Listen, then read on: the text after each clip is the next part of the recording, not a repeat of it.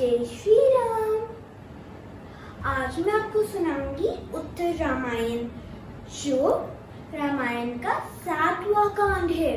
पर लेकिन शुरू करने से पहले आपको 3 टास्क करने पड़ेंगे। सबसे पहले आपको मेरा वीडियो लाइक करना पड़ेगा और उसको अपने फैमिली के साथ और अपने फ्रेंड्स के साथ शेयर करना पड़ेगा। और आपको मेरे चैनल को सब्सक्राइब करना पड़ेगा। आप कर चुके हैं ना ये 3 टास्क? ठीक है, अब हम शुरू करते हैं उत्तर रामायण। जब राम जी, लक्ष्मण, सीता जी, हनुमान जी, सुग्रीव और बहुत सारे वानरों के साथ अयोध्या लौट आए और उनका राज्य अभिषेक हुआ गया। जब राम जी के राज्य अभिषेक के 6 महीने बाद उन्होंने सारे वानरों से कहा कि आप मेरे सच्चे मित्र हैं और अगर आप मेरा साथ नहीं देते तो फिर नहीं लेके आ पाते वापस अयोध्या और रावण का वध नहीं हो पाता। फिर उन्होंने सारे वानरों से कहा कि विपत्ति में जो मित्र काम आता है वो ही अपना सच्चा मित्र होता है। इसका मतलब a friend in need is a friend indeed। और फिर उन्होंने कहा कि अब बहुत समय से आप अपने परिवार से दूर हैं, तो अब आप वापस अपने परिवार के पास लौट जाइए, क्योंकि उनको चिंता हो रही होगी आपके बारे में। तो फिर सारे वानर वापस अपने परिवार के पास लौट गए।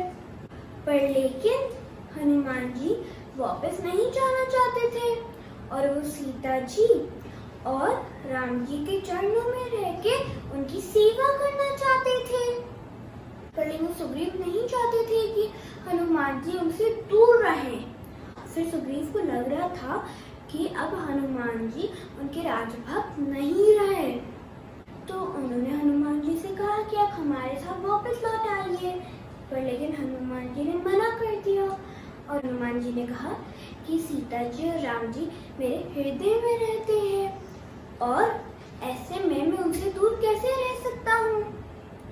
और फिर हनुमान जी ने अपने नाखूनों से अपनी छाती फाड़ दी और उनमें राम जी और सीता जी थे।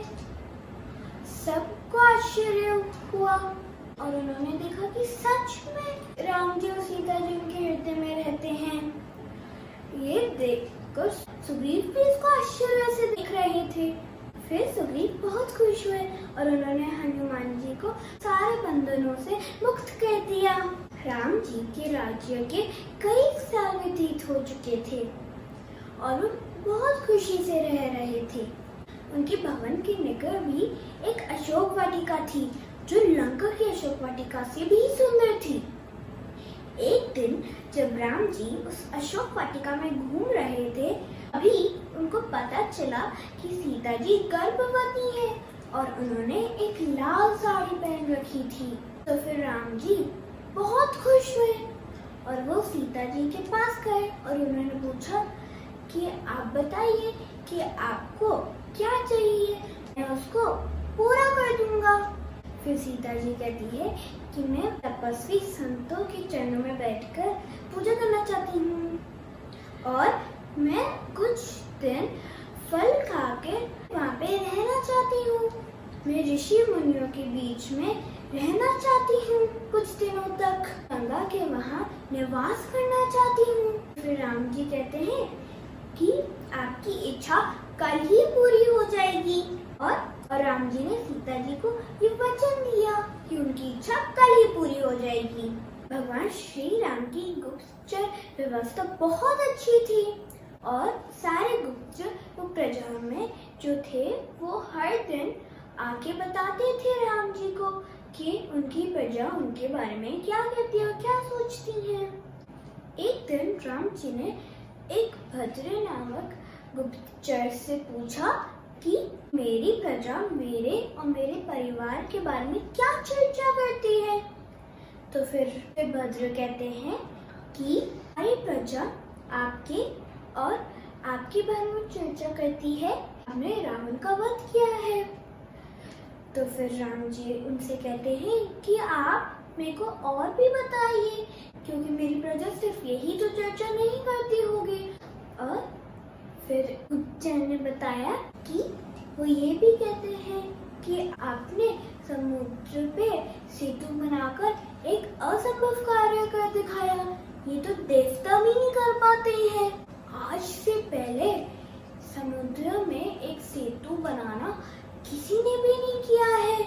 और वो ये भी कहते हैं कि आपने बाली का वध किया और आपने वानरों से मित्रता करके आपने रावण का भी वध किया है।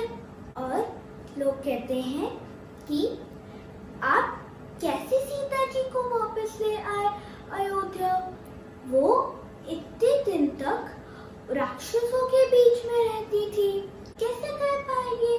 तो अब हमें भी अपनी पत्नियों को ऐसी अवस्था में स्वीकार करना पड़ेगा, क्योंकि जैसे राजा वैसी प्रजा। ये सुनकर राम जी काफी चिंतित हुए और उन्होंने बाकी सारे गुप्तचर से पूछा और वो गए थे कि ये सही कह रहे हैं। ऐसे ही वो चर्चा करते हैं। श्री राम एक आदर्श राजा थे और ये सुनकर वो बहुत दुखी हुए। वो प्रजा के लिए एक मानदंड स्थापित करना चाहते थे।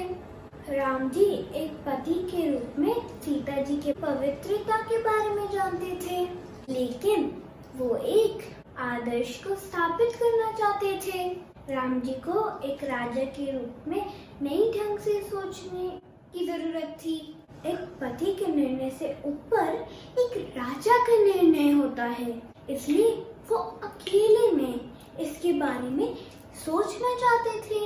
उनका मन सीता के प्रति निर्मल था, क्योंकि सीता जी की अग्नि परीक्षा भी हो चुकी थी और सारे देवता सीता जी की पवित्रता के साक्षी थे।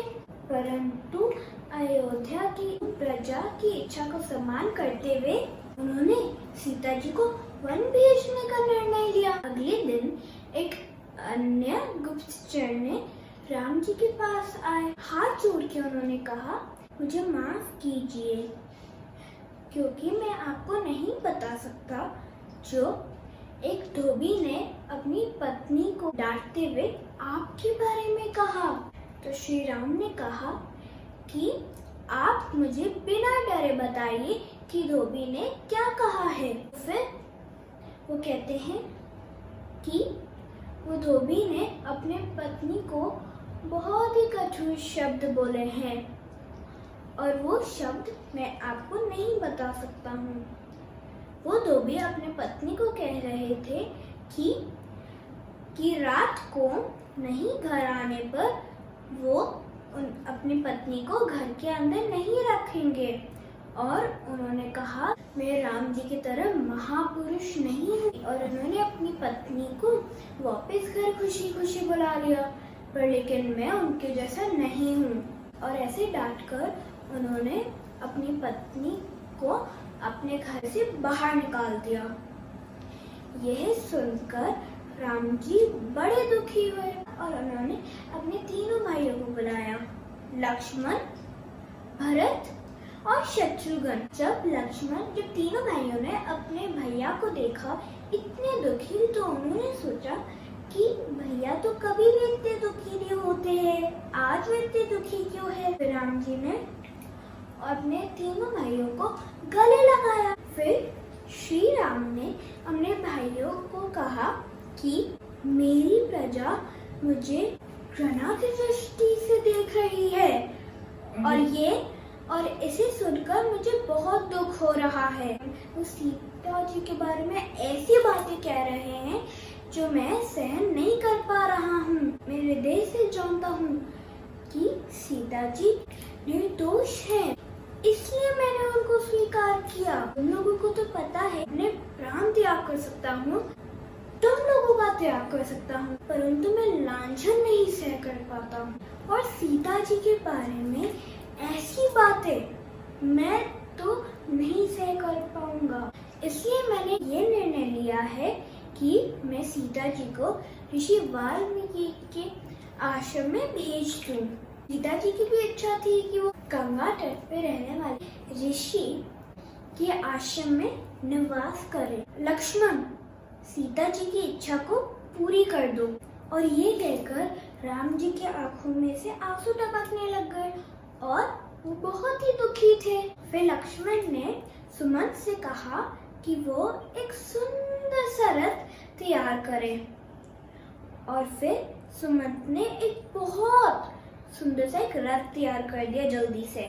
फिर लक्ष्मण जी गए सीता जी के पास और उन्होंने उनसे कहा कि वो उनको ऋषि वाल्मीकि के वहां लेके जा रहे हैं ताकि आप वहां पर उनके आश्रम में निवास कर पाए। ये सुनकर सीता जी बहुत खुश हुई और वो रथ में बैठ गई। जब वो वन तक पहुंचे तो उन्होंने सोचा कि हम रात यहीं पे बिताते हैं। अगले दिन सुबह जब वो गंगा तट के वहां पे ऋषि वाल्मीकि के वहां जा रहे थे तो वे सीता जी ने देखा कि रास्ते में लक्ष्मण जी बहुत दुखी थे और रो रहे थे वो। और जब वो गंगा तट के वहां पर पहुंचे तो उन्होंने लक्ष्मण जी से पूछा कि आप इतने दुखी क्यों हैं? तो फिर उन्होंने एक नाविक से कहा कि वो नदी के उस पार ले चले और लक्ष्मण जी ने सुमंत को कहा कि आप इधर ही रुकिए। तो फिर वो गए उस पार। जब वो उस पार पहुंचे तो फिर लक्ष्मण जी सीता जी से कहते हैं मुझे माफ कीजिए, पर लेकिन ये कार्य कर कर मेरे को बहुत दुख हो रहा है। सीता जी पूछती है कि मेरे को सच सच बता दो सब कुछ। मेरे को दिख रहा है कि तुम्हें कुछ बहुत परेशान कर रहा है। तो वो कहते हैं भैया ने एक ऐसा निर्णय लिया है जो मैं नहीं कर पा रहा हूँ। फिर सीता जी लक्ष्मण को आदेश देती है और कहती है कि मैं तुम्हें आदेश दे रही हूँ कि तुम मुझे सब कुछ सच सच बता दो। तो फिर लक्ष्मण जी बताते हैं कि प्रजा क्या कह रही है उनके बारे में और उन्होंने क्या निर्णय लिया है। ये सुनकर सीता जी बेहोश हो गई। जब माता सीता को होश आया तो वो लक्ष्मण जी से कहती हैं कि मैंने ऐसा क्या कर दिया है जिससे श्री राम ने मुझे यहाँ भेज दिया है? यह मुझे किस बात का दंड मिल रहा है? मैंने ऐसे बहुत सारी मुश्किलें को पार किया है। मैं श्री राम के साथ वनवास भी गई। मैंने एक पतिव्रता धर्म निभाया। मैंने एक पतिव्रता होकर मैंने ये निभाया है, तो फिर मेरे को ये क्यों दंड मिल रहा है? लक्ष्मण जी सीता जी की बातें सुनकर बहुत दुखी हुए और वो ना कुछ भी ना बोल पाए। वो रोते हुए वापस गांव में चढ़ गए। जब कुछ तपस्वियों ने देखा सीता जी को रोते हुए तो वो ऋषि वाल्मीकि के पास गए और उन्होंने बताया कि एक सुंदर स्त्री वहां रो रही है और वो एक देवी के समान सुंदर है। हमको उनकी सहायता करनी चाहिए। ऋषि वाल्मीकि को तुरंत समझ में आ गया कि ये कोई और नहीं पर सीता जी हैं, क्योंकि उनके पास दिव्य दृष्टि थी। वो तुरंत सीता जी के पास गए। फिर ऋषि वाल्मीकि सीता जी के पास जाके उनसे बोलते हैं, मैं जानता हूँ कि आप महाराजा दशरथ की पुत्रवधू हैं और आप श्री राम की पत्नी हैं। मैं ये भी जानता हूँ कि आप महाराजा जनक की पुत्री सीता हैं और आप यहाँ पे क्यों आई हैं? मैं जानता हूँ कि आप निर्दोष हैं। मुझे कोई आपत्ति नहीं है। आप मेरे आश्रम में रह सकती हैं। आपको यहाँ पे कोई भी समस्या नहीं होगी। यहाँ पे एक तपस्विनी तप कर रही हैं। वो आपके और आपके बच्चों की देखभाल करेंगी। फिर ऋषि वाल्मीकि ने सीता जी को उस तपस्विनी से मिलवाया और ऋषि वाल्मीकि ने तपस्विनी से कहा कि ये श्री राम की पत्नी सीता जी हैं। ये बहुत ही पवित्र और निर्दोष है। आप उनका ध्यान रखिए। 7 महीनों के बाद सीता जी तो जुड़वा पुत्र को जन्म देती हैं। ऋषि वाल्मीकि उन दोनों पुत्र का नाम लव और कुश रखते हैं नाम। ऋषि वाल्मीकि ने लव और कुश को सब कुछ सिखाया और ऋषि वाल्मीकि ने लव और कुश को पूरी रामायण सिखाई। ऋषि वाल्मीकि ने लव और कुश को पूरी रामायण बताई और लव और कुश को सारे रामायण के गाने और मंत्र याद हो गए। ऋषि वाल्मीकि लव कुश कांड की भी तैयारी कर रहे थे और ऋषि वाल्मीकि ने लव और कुश को धनुर्विद्या भी सिखाई और वो भगवान श्री राम की तरह बहुत ही अच्छे हो गए धनुर्धर में। लव और कुश इतने अच्छे से रामायण गाते थे कि सब लोग मंत्रमुग्ध हो जाते थे।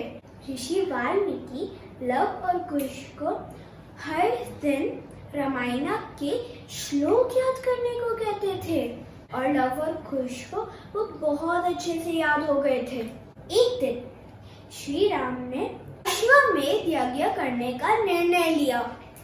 श्री राम ने सारे राजाओं, ऋषियों और ब्राह्मणों को बुलाया। राजा जनक भी आए थे वहाँ पर। उस यज्ञ में जामवान, विभीषण, नल और नील भी वहाँ पे थे। महर्षि विश्वामित्र अपने हजारों शिष्यों के साथ वहाँ पधारे थे। उस यज्ञ में पति और पत्नी दोनों के होने का जरूरी था, पर लेकिन सीता जी के न होने पर सीता जी की एक सोने की मूर्ति बनाई गई और श्री राम जी के पास वो रखी गई। यह यज्ञ 1 साल तक चलता रहा। सब लोग बहुत खुश हुए। उस यज्ञ का उद्देश्य था राम जी की शक्ति और महिमा का प्रदर्शन करना और दूसरा उद्देश्य था कि अयोध्या की प्रजा के कल्याण की कामना करना। यज्ञ का प्रथम चरण बहुत ही अच्छे से गया और दूसरे चरण में अश्वमेध के अश्व को विश्राम के लिए छोड़ा गया और जो भी उस घोड़े को रोकता उसको राम जी के साथ युद्ध करना पड़ता। अगर घोड़े को कोई नहीं रोकता है तो फिर इसका मतलब है कि राजा की सत्ता को सभी स्वीकार करते। अश्वमेध के अश्व के पीछे शत्रुघ्न अपनी सेना के साथ चल रहे थे। ऋषि वाल्मीकि के आश्रम के वहां से गुजर रहे थे। लव और कुश खेल रहे थे। लव और कुश ने उस घोड़े को देखा तो उन्होंने उस घोड़े को पकड़ लिया खेलने के लिए। जब सेना आई पहले तो उनको लगा कि दोनों बालकों ने बस घोड़े को गलती से पकड़ लिया है, पर लेकिन लव और कुश मना कर रहे थे उसको छोड़ने के लिए और उन्होंने कहा कि हम युद्ध के लिए तैयार हैं, पर लेकिन हम इस घोड़े को नहीं छोड़ेंगे। लव और कुश ने सैनिकों को हरा दिया। उन्होंने शत्रुघ्न को जाके बताया तो शत्रुघ्न आश्चर्य से बोले कि ऐसे कौन दो बालक हैं, मैं भी जाके देखना चाहता हूँ। जब शत्रुघ्न ने लव और कुश को देखा उन्होंने पहले उनको प्यार से समझाया, पर लेकिन लव और कुश उस घोड़े को छोड़ने के लिए तैयार ही नहीं थे।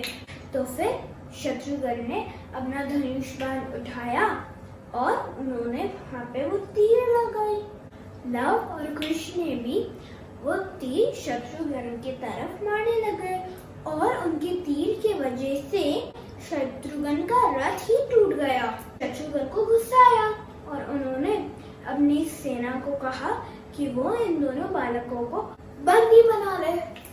जब वो सैनिक लव और कुश को बंदी बनाने गए तो फिर लव और कुश ने उनको हरा दिया। शत्रुघ्न अपने आप को अपमानित महसूस करने लग गए और शत्रुघ्न और लव और कुश के बीच में बहुत ही भयंकर युद्ध होने लग गया। परंतु लव और कुश शत्रुघ्न पर भारी पड़ रहे थे क्योंकि वो वाल्मीकि के शिष्य थे। वो दोनों पूरी सेना से अकेले ही निपटने में सक्षम थे। आखिर देर या सवेर अहंकार का दुगन अंत होना तय है और यहीं पे ही उत्तर रामायण समाप्त होता है। कल मैं आपको सुनाऊंगी रामायण का 8वां कांड, जो है लव कुश कांड। और अगर आपको उत्तर रामायण अच्छा लगा तो आप जरूर इस वीडियो को लाइक कीजिए और इसको अपने फैमिली और फ्रेंड्स के साथ शेयर कीजिए और मेरे चैनल को सब्सक्राइब करना मत भूलिए। जय श्री राम।